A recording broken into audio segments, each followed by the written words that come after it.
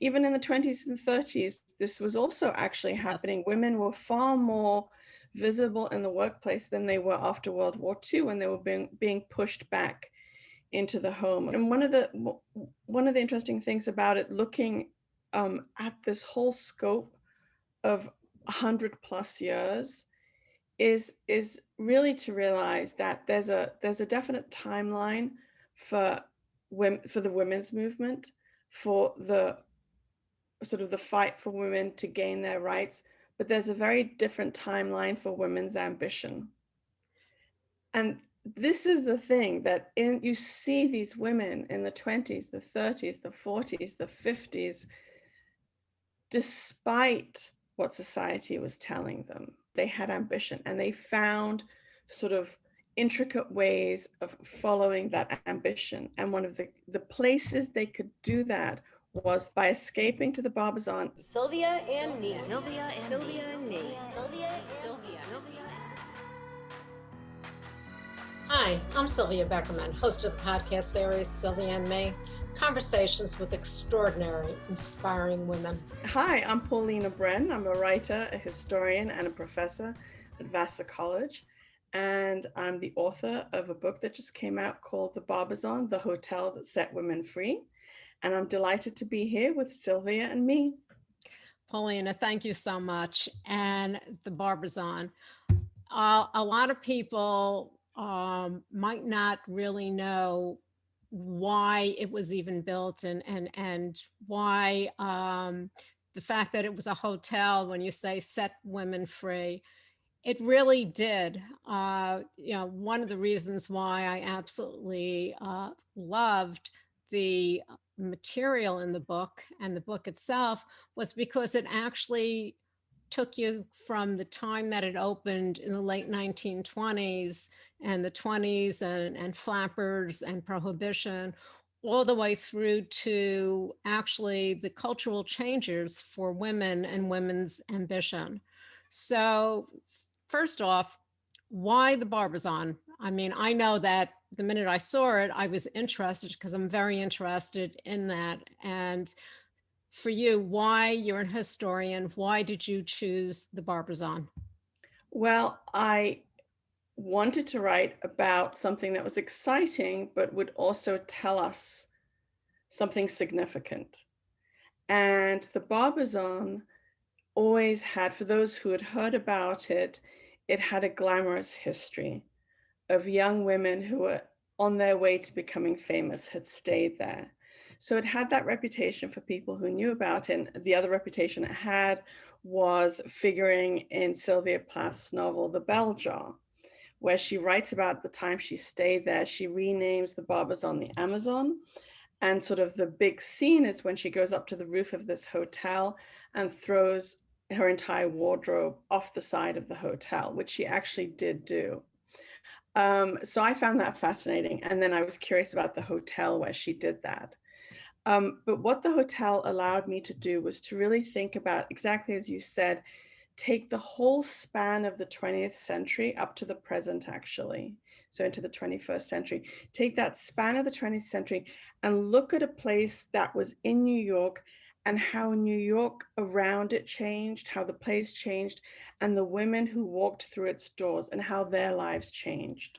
Well, one of the things that people might not know is that the Barbizon, which was on 63rd Street in the heart of Manhattan, was considered a safe haven for women. Yeah. They had to go through a vetting process. There were chaperones. Men were not allowed in at all. There might have been a little sitting room, but it also gave the women, they had maid service, they had food.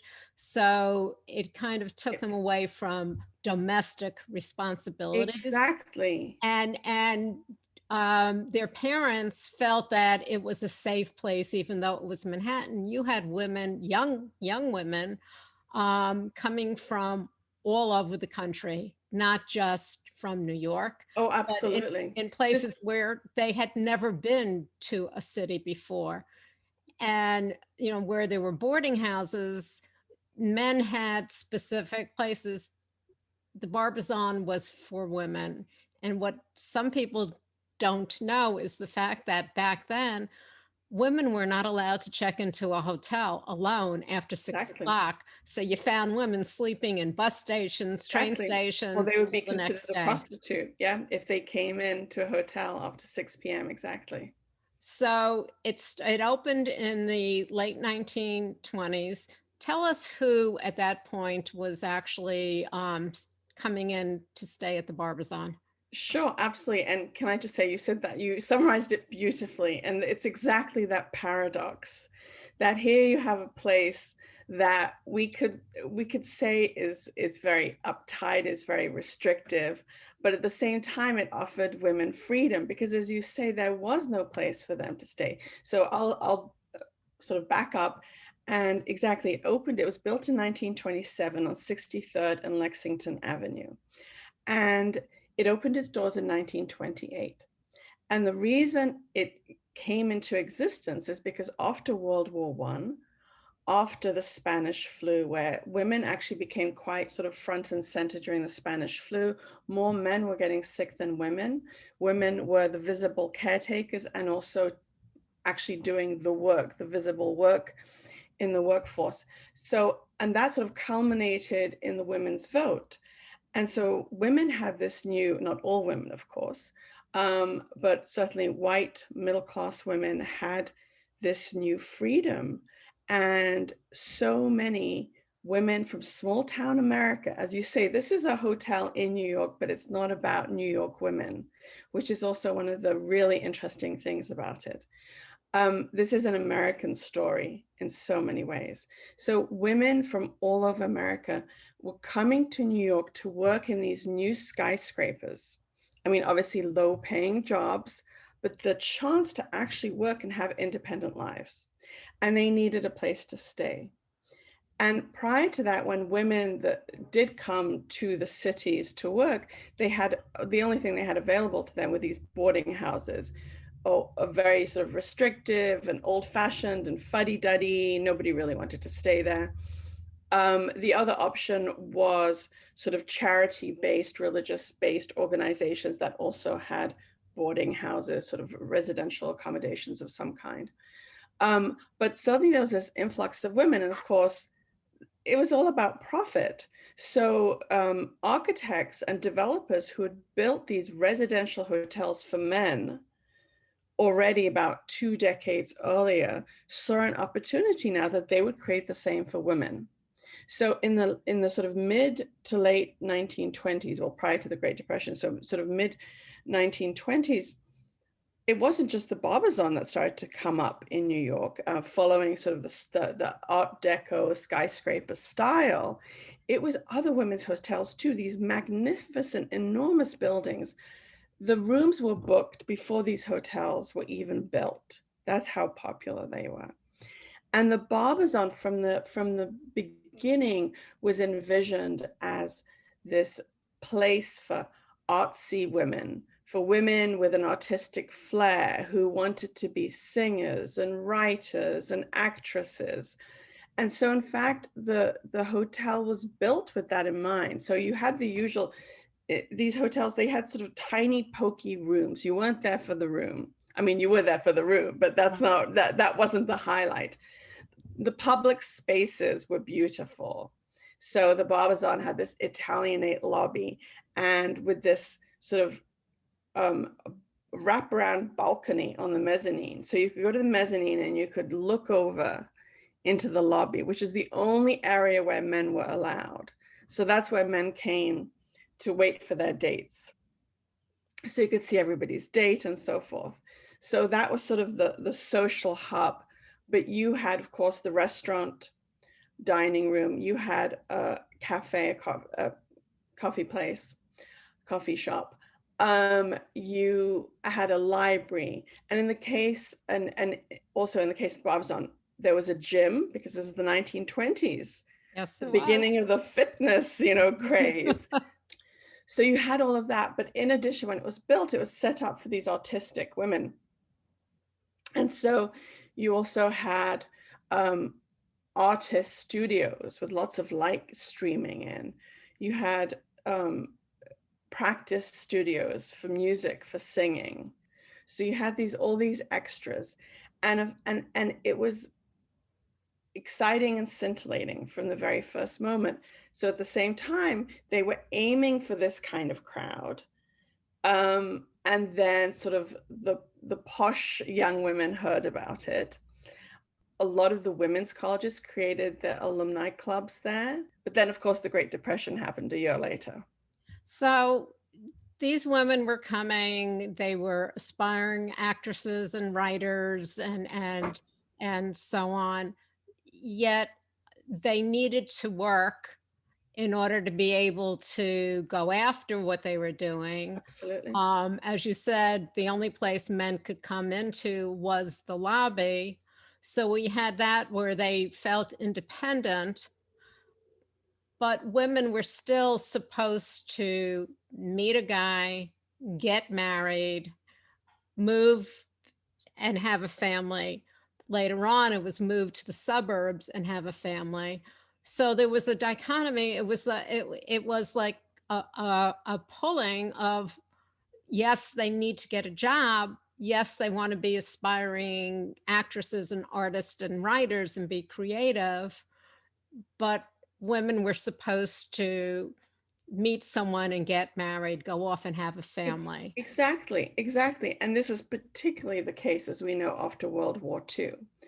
Prior to that, that was the model, but it didn't seem as policed as it was after World War II.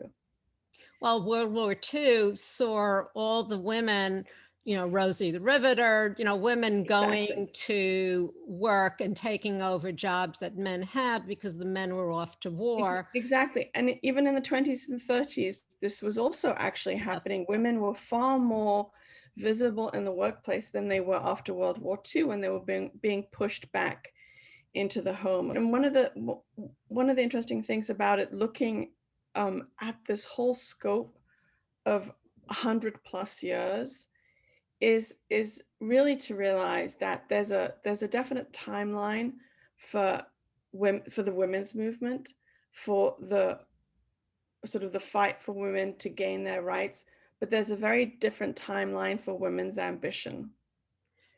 And this is the thing, that you see these women in the 20s, the 30s, the 40s, the 50s, despite what society was telling them, they had ambition, and they found sort of intricate ways of following that ambition. And one of the places they could do that was by escaping to the Barbizon, even if it meant just a few years before the pressure to get married and move to the suburbs became too much. Even so, there's a whole history of this ambition, and it doesn't run parallel with women's rights. No, it doesn't. I mean, women were supposed to become secretaries. They were supposed to become models. In fact, you had, I believe it was the Powers Modeling Agency. Yes. Women stayed there. You had the Gibbs Secretarial School took over a whole floor. And then I think, the girls were supposed to stay there. Then you had Eileen Ford. So you had all of these various different, what was coming into being, the modeling, the secretarial, and each one had their own thing. I believe, Powers Modeling, they carried certain cases that had their makeup and so on. Yeah, those hat boxes that they carried. So women were supposed to get jobs. They were supposed to, and they worked hard. And yet, right after, World War II, when the men came back, there was actually some regulations put into place. I don't remember whether it was a law where women could not, if they were married, they could not work. And that was actually happening particularly during the Great Depression, because during the Great Depression, there were so few jobs. The very public feeling was that white men, are the ones who are the family providers. They're the ones who should have the jobs. And so to be a woman in New York, clearly waiting for the bus, going on the subway to your job, was considered sort of an outrageous thing to be doing by many, and you were vulnerable as a result. So during the 1930s, the Barbizon really provided that kind of protection where you felt safe. Um, and it was interesting, and that was the time when the hotel became identified with glamorous, attractive young women, because the jobs that now women could do during the Great Depression, where they would be less vulnerable to verbal attack and maybe even physical attack, was the jobs that were considered female jobs. And as you said, that meant modeling. And of course, modeling at this time just sort of burst onto the stage. Powers Modeling Agency was the very first modeling agency. And then two other famous ones, also run by men, followed before Eileen Ford stepped in. So modeling was considered a female job, and men couldn't do it or didn't do it in those days. And so it was okay for women to have. And in the same way, secretarial jobs, which used to be considered male jobs that were a stepping stone to move up the corporate ladder, became secretarial jobs that were dead-end jobs where women took them, and it was assumed would leave once they got married. And the job turned into sort of a caretaking role. You take care of your boss. So not only do you do the typing and all of that, but you take his kid to the dentist, you buy the presents for the wife, and all of that we know as those cliches of what it meant to be a secretary. But the reason this all happened was Great Depression. These were the female jobs that were okay to have. And, when we talk modeling, we think, oh, great, they must be making a lot of money. But before Eileen Ford, it turns out that they were the low person on the totem pole, and it took weeks and months for them to get their paycheck. And they still had the overhead of the Barbizon. So on top of everything else, they had that anxiety of being able to pay their basically their rent, to Yeah, stay for food and so on. yeah, So it wasn't that they were at the Barbizon and they were being taken care of. They worked hard, and some of them, yes, some came from families that could afford it, but a lot of them came looking for that success, and the absolutely. success was very slow in coming. It was slow and it was difficult. These were working models. The Powers models, again, Powers models were just like the Barbizon. These were women from all over America. And in fact, John Powers liked a certain look, and he called it sort of the Midwestern look. So he was pulling in the same way Eileen Ford really liked the Scandinavian look later, and they became the supermodels that we know today. But these were Powers models were working models, often coming from the Midwest, having a certain type of look, and they were doing print work, they were doing magazine work, this catalog work. This was hard work, particularly in those days. So yes, it was not this glamorous thing, but it was truly a way to try to make it in New York. I mean, that was the plan. And also there were quite a few residents always at the Barbizon who had made their way there from some small town by winning a beauty contest. Yep. Again, we think of beauty contests as, something that we might sort of turn our noses up at. But these were vehicles, these local beauty contests were vehicles for young women to find a path out and into New York. So sometimes they were offered prize money, which they used to be able to book a hotel room at the Barbizon for a couple of months while they were trying to launch themselves. Sometimes they won a meeting with John Powers, or one of the two other modeling agencies. And that was enough to sort of get them there, be seen. So these were really important small stepping stones, and this was a working life. And so we talked about models, but there was also Mademoiselle magazine that took Yes. over a couple of floors at the Barbizon, and they came up, and it was one of the first magazines that was targeted for the younger women. And they were looking at how could they get some of the younger women in, and they started a program for guest editors, Yeah. which again, we're talking about young women in college These were who, college. Yeah. they would submit for, it was almost a contest, just like the It was modeling. it was very much a contest. Right, Yes. and they got to go to the Barbizon with the hopes of becoming Mhm. an editor or a writer, and for the magazine or for one of their other magazines. And they were taking young girls from the Midwest, from very, very small rural areas, who had never been to New York before. And so it wasn't that they were guided and guided and guided. They were sometimes just thrown in, Absolutely. and had to basically tread water, um, in order to make it. Absolutely. And we also, one forgets that how regional the United States used to be, because flying was so expensive. Very few people could fly.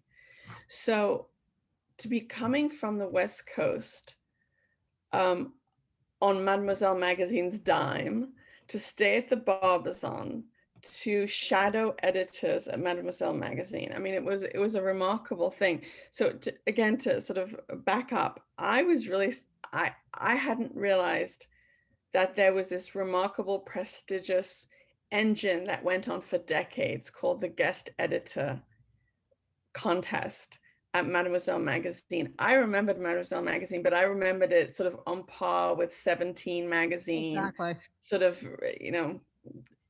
just not particularly a magazine of quality.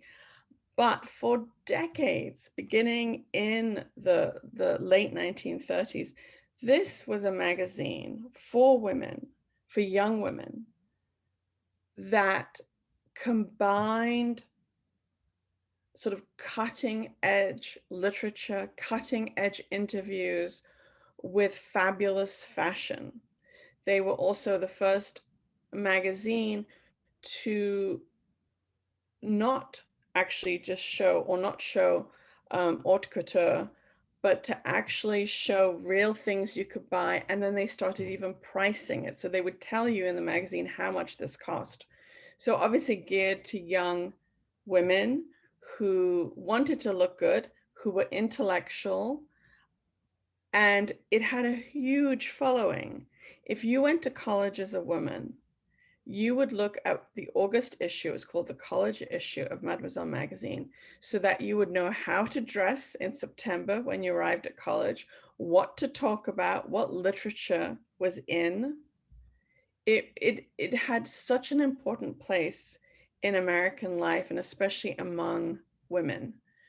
And in the 40s, they realized that because they cater to young women, to women sort of late teens to sort of mid-late 20s, they always needed to know, the staff was getting older every year, of course, but they needed to know what their readers were thinking. I mean, we think that things move quickly now in terms of trends. They move just as quickly then. And if you were a certain age, that in fact, if you were over 30, there was no way you could know what was going on. And so the idea was that they would have these contests for young writers and artists and so forth, all college students. They would have contests, and thousands applied. And there were all these hurdles, and they kept sort of bringing it down to the final numbers. And these women, when they were picked, and it was Sylvia Plath in 1953. It was Joan Didion in 1955. There were others. Betsy Johnson was there in the 1960s and 1967. Anne Beatty was one of them too. So there were actually a lot of writers that came through, but of course they weren't writers then. They were hoping to be writers, and they came through, and that they got this month in New York at the Barbizon and at the Mademoiselle offices. And for almost all of them, it was both exciting, but also a month of great reckoning, because these young women were at college and they were the, the creme de la creme. They thought they were the top dog. And they experienced, I think, what many people experience when they come to New York, which is the realization that there are other top dogs just like them. Smart, attractive young women brimming with ambition. And suddenly they were thrown in together. They were living together on the same floor at the Barbizon, sharing, bathrooms, because these rooms did not have private bathrooms. Some did, but Mademoiselle did not pay for those. And so it was always this cocktail of emotions that were taking place every June at the Barbizon. And they were told exactly how they should dress when they got there. They even had a photo shoot where they all had to wear the same thing. And those that didn't look, the way Mademoiselle, they were put in the back, Absolutely. I mean, they were told they would and it was the same letter every year they would receive. I saw copies of them from different years. They absolutely did not want you coming, with white pants. They did not want, they wanted you to come in elegant black. They wanted, you had to wear a hat, but a proper hat, not sort of an Easter, bonnet, which a lot of them arrived with. So yes, there were strict prescriptions on what you have to do, and yes, they were up to a certain time period. They were white women. One would think they were middle class or upper class, and certainly a lot of them were. But to me, one of the fascinating things was when I write about the chapter on Sylvia Plath being at the Barbizon, but I juxtapose her with Neva Nelson, who was also one of the contest winners. And we have this idea of Sylvia Plath as having experienced a lot of challenges in her life. Her father died. Her mother was trying to keep things going at the same level in terms of social status and wealth for her and her brother. They were trying to stay very middle class, Massachusetts. And here we have Neva Nelson, who's there. She was a ward of the state since she was born because she had two living parents who just couldn't take care of her. She had managed to get her way to New York onto the exact same contest as Sylvia Plath. She was not middle class. She had been living in the last 2 years of high school in a motel by herself. And I love that juxtaposition because it also breaks through a lot of sort of the presumptions that we have. You would never know this, if you're looking at the photo of Sylvia Plath and Neva Nelson next to each other in New York in 1953. But there are these intense stories. And then I was able to find the powerhouse behind Mademoiselle magazine was the editor-in-chief, Betsy Talbot Blackwell. And she reigned over that magazine from its inception in the late 1930s up until 1980. And so because she was there was this longevity to the story as well. And then I found her archives, papers from, not personal papers as much, papers from her time as her very long time as editor-in-chief. I found those in Laramie, Wyoming. And through going through these memos, I found this whole debate in 1956 about a Black student, Barbara Chase, who had applied. And she applied as an artist who wanted to have some sort of art editorial position as a guest editor. And they had anticipated this moment would come, but they had hoped it wouldn't come so soon. But what was so interesting, so the business side of Maison magazine, they were horrified. They're like, we can't let her in. She can't, yes, she's the most talented applicant here, but we can't allow it because we'll lose all our customers in the South and so forth and so on. And Betsy Talbot Blackwell, who was a staunch Republican, was the one who actually said, nope, we're letting her in. And because she had that kind of clout, she was able to override the rest of them. And so Barbara Chase came along. She later became a very famous artist and writer. But Barbara Chase came along, and she was, according to Barbara, she was wonderfully oblivious. Just, she was a Black young woman in the 1950s. She knew there was racism, but she personally didn't think it had anything to do with her. And she was, what I love about that, she was as full of herself as every other guest editor there. And that was delightful. Yeah.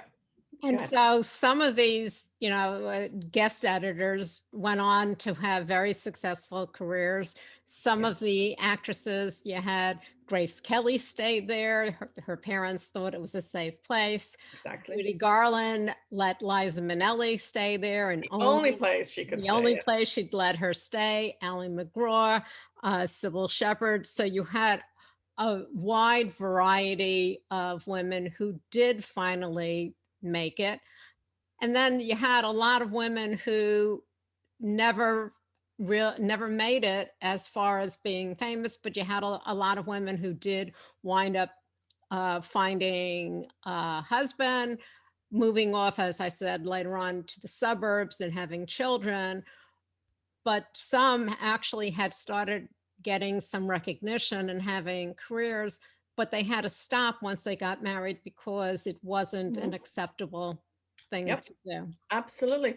And there were also, yes, it was important to me that I show all the different facets of this hotel and the women who lived there. So yes, they were, as you named, these famous women, and it was delightful to just see them in their insecure young selves there at the hotel, their playful selves, their insecure selves, their ambitious selves before they were famous. But there were, as you say, I was also able to find stories of the women who went and they didn't make it. But I think making it sort of, we've gotten used to this idea that making it means becoming famous. But these women, in my opinion, just made it by the fact that they got themselves to New York. They got themselves into this hotel and they lived a life. And they might not have launched the way they had hoped, but they were there, they experienced it. And also lots of women were also at this hotel who were entrepreneurs, nurses, teachers. There were different kinds of women who were using New York to be the place they want to be and do the things they want to do. And that didn't necessarily mean that they had to be famous. Their ambition was to be living in New York and be a piano teacher. And I think that is great. And it served that purpose as well. It did. It definitely did. It served a purpose for giving women some freedom and being able to, as you say, go pursue other things. One of the other women who was there, Molly Brown, the unsinkable Molly Brown, she evidently stayed there until she died. Yep, exactly. And when the hotel did change into luxury condominiums, there were women who had been there. They were called, I believe, the Lone Women, who had been there. No, they were called the Women. Women. I'm sorry. The Women. And that was a great movie. There are still 5 of them. And they were grandfathered in, so they couldn't. I mean, this is a remarkable story. As this hotel in the 1980s, the Barbizon began to suffer because women were now so successful, meaning that there wasn't a need for the Barbizon anymore in the 1980s. Women did not want to be, they could get their own apartments. They did not want to have their love lives and sex lives regulated. So the Barbizon and this notion of freedom through safety and security was no longer valid. Plus, actually, they had to put in a special request because as the women's movement demanded equality, it meant all, single-sex places were now having to ask for, had to apply to continue as they were without actually breaking laws now calling for sort of equal representation. And the Barbizon managed to get that permission to continue. But the problem is the occupancy rates weren't there. So simply in the 1980s, they had to stop bringing men in, start to shift to a regular hotel. Then there were various different shifts where the hotel was bought up and the new owners envisioned it a particular way. They renovated it and somehow it just didn't work. Then somebody bought it up again. So we went through these waves from the 1980s until 2005, when it went the way of so much in New York, where real estate was shooting up in price. And so, of course, the idea is let's convert it to condominiums, luxury condominiums. And it was completely gutted. These women, the women who were there because of, they were able to make their claim for their rooms because of rent control laws in New York City. And their rooms were cast as SROs, so these single residency occupancy rooms. And as a result, nobody could actually kick them out. They were smart. They hired a really good tenant lawyer and they made sure they could stay. So as the hotel was changing, each consecutive owner had to make room for them. And then when it was turned into luxury condos in 2005, a massive gutted, I mean, the entire place was gutted. The outside is the same, inside it bears no resemblance. When they did that, they moved the remaining women to another hotel because they had to, while they gutted it. And then they created a fourth floor of small apartments. And that is where the women live. And so they have these lovely apartments in New York now, and good for them. So that is their story. So women from the 20th century to the 21st century, the ambition, the goals that they have, yet the perception of what they were supposed to do. And, we have to also do mention that a lot of the pressure on what they were supposed to do had an effect on some of the women, and some of the women became very depressed and wound up dying by suicide, which was not really very publicized. What do you see as, because you took the story of, women and ambitions and what the culture says that they were supposed to do, what the perception was. How do you see that it's changed? Has it changed? Have we really, moved forward? What are your thoughts on that? Sure. Well, this is a nice way of returning to what you so perfectly summarized at the beginning. You pointed to the fact that one of the magical things about the Barbizon, if we can call it that, being magical, is that there were no kitchens. Women could not be put into the kitchen to care for others, to make food for others, to make tea for others. And because this happened only because of a real estate law that made it more advantageous for these hotels to build without any kind of individual kitchens and instead provide dining room, restaurant service. But the result was that women who suddenly were not put into these roles because physically those sort of accoutrements that come with women's roles did not exist, really freed them up. And so my takeaway from this is what we're still suffering from, and we see this during the pandemic, is when push comes to shove, or not even, just daily life, even without the push and the shove, women continue to be burdened by having to be the caretakers. And we see it, over 2 million women have dropped out of the workforce this past 12 months to caretake.